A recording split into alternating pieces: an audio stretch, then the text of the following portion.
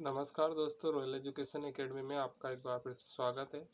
मैं हूं लखन वर्मा और आज की इस वीडियो में मैं आपसे बात करूंगा कि जो कोरोना वायरस के कारण हमारे देश के साथ और अन्य देशों में जो भी लॉकडाउन चल रहा है उसका हम सदुपयोग किस प्रकार से कर सकते हैं। तो मैं स्पेशली इंडिया की बात करूँगा आपसे।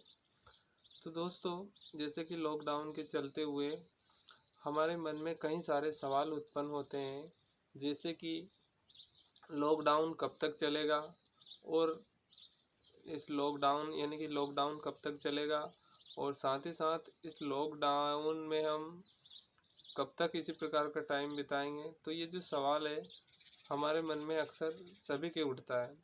तो मैं आपको बताना चाहूँगा थोड़ा सा लॉकडाउन के बारे में कि दोस्तों, जैसे कि लॉकडाउन पहली बार लगा था 21 दिन का और उसके बाद में पुनः 19 दिन का लॉकडाउन पुनः लग गया है।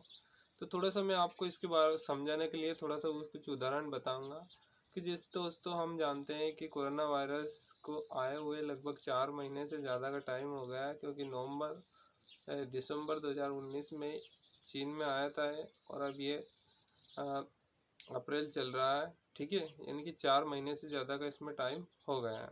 ठीक है, तो मैं इसी प्रश्न का उत्तर आपको समझाना चाह रहा हूँ कि ये कब तक ख़त्म होगा। तो थोड़ा सा मैं आपको कुछ बातें एक्स्ट्रा बताना चाहता हूँ ताकि आपको समझ में आए। दोस्तों, अगर हम यूँ कहें कि कोरोना वायरस कब समाप्त होगा, तो इसके लिए जैसे कि इस सवाल का जवाब किसी के भी पास में नहीं है, चाहे वो भारत सरकार हो या आम आदमी हो या अन्य देश की सरकार हो, चाहे अमेरिका हो, चीन हो या अन्य राष्ट्र हो, किसी को इसके बारे में पता नहीं है। सभी राष्ट्र अपने अपने स्तर से अपनी अपनी सुविधाओं के अनुसार कोरोना वायरस से लड़ रहे हैं। जैसी जैसी परिस्थितियां बन रही हैं वैसे वैसे वे लॉकडाउन को आगे बढ़ाते जा रहे हैं, जिसका उदाहरण है हमारे इंडिया। जैसे कि मैं आप पहली बार जब इंडिया में 21 दिन का लॉकडाउन लगा था, है ना, उसके बाद में जो हमारी भारत सरकार है उन्होंने परिस्थितियों का जजमेंट लगाया या उनका जस्टिफिकेशन किया और देखा कि अभी हालात गंभीर है, तो इस कारण उन्होंने इसको पुनः बढ़ा दिया। तो इसलिए हम कह सकते हैं कि जब 3 जून को आएगा लॉकडाउन, यानी कि दूसरा लॉकडाउन समाप्त होगा, तो तब भी यही हालातों को देखा जाएगा कि किस प्रकार के हालात है। यदि हालात गंभीर रहे तो पुनः लॉकडाउन बढ़ना स्वाभाविक बात है। तो इस प्रकार हम ये कह सकते हैं कि लॉकडाउन के बारे में अभी हम कुछ भी नहीं कह सकते कि यह कब समाप्त होगा।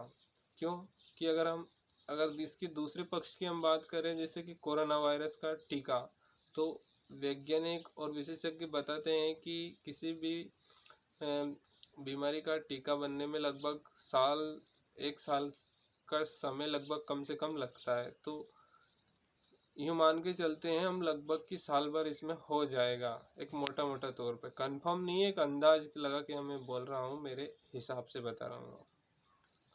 तो जब हमें पता ही नहीं है, लगभग हम यूँ मान के चले कि लगभग एक साल के लगभग समय इसमें लग सकता है। तो सवाल हमारे सामने ये उठता है कि इस एक साल या 6 महीने या 8 दिन में हम क्या करें, यानी कि इस टाइम का हम सदुपयोग किस प्रकार करें। ठीक है, तो स्पेशली मैं स्टूडेंट के लिए अगर बोलूँ तो स्टूडेंट की अभी फ़िलहाल में स्कूल भी बंद है, कॉलेज भी बंद है और जो सभी कंपटीशन एग्ज़ाम के साथ साथ जो स्कूल परीक्षाएं थी वो सभी पोस्टपोन हो चुकी है।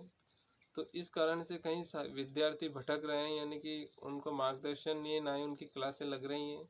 कुछ उन्होंने लगभग कई सारे स्टूडेंट तो पढ़ना भी अब बंद कर दिया होगा। वो सोच रहे होंगे कि पता नहीं एग्ज़ाम होगी या नहीं होगी, क्या होगा। तो इस तरह से सभी के अंदर इस प्रकार के सवाल उठते हैं। तो मैं थोड़ा सा आपको इस बात को समझाने के लिए कि इस टाइम का हम सदुपयोग किस प्रकार से करें। देखिए फ्रेंड्स, मैं अपने स्तर से आपको बता रहा हूँ कि स्कूल, कॉलेज या अन्य संस्थाओं में जब हम टीचर के माध्यम से पढ़ते हैं तो टीचर और किताबी ज्ञान, यानी कि टीचर के द्वारा जो ज्ञान दिया जाता है वो समझ में आता है और जो किताबों में होता है उसको हम समझते हैं और उस पर विश्लेषण करते हैं। लेकिन जब हम अकेले होते हैं तो अकेले का पढ़ना या सेल्फ स्टडी, वो बात कुछ हट के होती है थोड़ी। इस बात को समझाने के लिए मैं एक थोड़ा सा उदाहरण आपको देना चाहता हूँ कि जैसे कि आपने नाम सुना होगा, आर्यभट्ट का नाम सुना होगा आपने, ठीक है ना। तो नहीं सॉरी, आर्यभट्ट का नाम नहीं आपने सुना होगा, न्यूटन का नाम। किसका? न्यूटन का नाम आपने सुना होगा। और यह भी सुना होगा उन्होंने कि वो एक फल, सेब के फल के पेड़ के नीचे बैठे थे और जब ही अचानक एक सेब गिरा तो उन्होंने या उनके मन में एक विचार आया कि ये सेब आखिरकार गिरकर पेड़ से टूटने के बाद नीचे ही क्यों गिरा। और गिरने के बाद उन्होंने उस पर काफ़ी स्टडी की और स्टडी करने के बाद में जो परिणाम आया वो क्या आया कि उन्होंने गुरुत्व आकर्षण का सिद्धांत दिया, जिसको पूरी दुनिया आज भी मानती है। तो सेल्फ स्टडी या सेल्फ एनालिसिस का इतना बड़ा बेनिफिट होता है। तो मेरा जो समझाने का मतलब यह है आपको कि आप घर पर रहें। स्टूडेंट से कहूँगा मैं स्पेशली कि जब आप किसी प्रकार का तनाव ना रखें और जो भी आपकी अगली परीक्षा है उसके सिलेबस को देखें, उसको पढ़ें और अपनी जो कंटिन्यूटी है इसको बनाए रखें। हाँ, मैं मानता हूँ कि जब आप पहली बार पढ़ोगे घर पे तो थोड़ा आपको मुश्किल सा लगेगा, लेकिन कहने वाले यह भी कहते हैं कि अगर हम किसी काम को लगातार 21 दिनों तक करें तो वो हमारे लिए एक आदत या हैबिट सी बन जाती है। तो कहने का मतलब है कि आप अपने अंदर एक नई काबिलियत को भी उत्पन्न कर सकते हैं, ठीक है, या प्राप्त कर सकते हैं। तो अपनी स्टडी में लगे रहें, आप इस टाइम को गंवाएं नहीं। कहते हैं ना कि विद्यार्थी जीवन का सबसे सुनहरा वक्त होता है, ठीक है। और यूँ भी बोला जाता है कि स्टूडेंट लाइफ का जिसने सदुपयोग किया वो जीवन में कहीं बहुत आगे जाता है, क्योंकि स्टूडेंट लाइफ एक ऐसी लाइफ होती है जैसे एक कोरा कागज़, जिसमें जो लिख दोगे आप वही उसमें लिखाएगा। तो आप अपने इस महत्वपूर्ण जीवन को के टाइम को आप व्यर्थ न जाने दें। सब होगा, लॉकडाउन भी हटेगा और सब होगा, लेकिन टाइम लगेगा उसमें। और इसके अगर स्टूडेंट के अलावा अगर हमें अन्य छात्र के या अन्य लोगों के बारे में बात करूं तो वो घर पर अच्छी किताबें पढ़ें, जैसे कि आध्यात्मिक किताबें पढ़ें, जैसे रामायण, महाभारत, गीता। इसके अगर आप किसी महापुरुष की किताब पढ़ सकते हैं, जैसे गांधी जी की किताब पढ़ सकते हैं, आप अम्बेडकर जी की किताब पढ़ सकते हैं। इस प्रकार से इस टाइम का आप सदुपयोग समझें। यानी कि मेरा कहने का तात्पर्य यह है कि जो टाइम है आप इसको एक अपॉर्चुनिटी या मौका दे के रूप में समझें। यूँ ना समझें कि ये बहुत दुविधा है कि अरे ये टाइम कैसे व्यतीत होगा। तो आप इसको अपनी अच्छाई के में लें, ठीक है। और तो इससे काफ़ी अच्छा रहेगा। कहने का मतलब है कि ईश्वर ने हमें एक बुरा टाइम ये उन लोगों के लिए है जो कि दिहाड़ी मजदूर है, जो लोग लाते हैं खाते हैं, या यूँ कहें हम संक्षिप्त रूप में तो कि जिन लोगों को बुनियादी सुविधाओं का अभाव है उन लोगों के लिए बुरा वक्त है।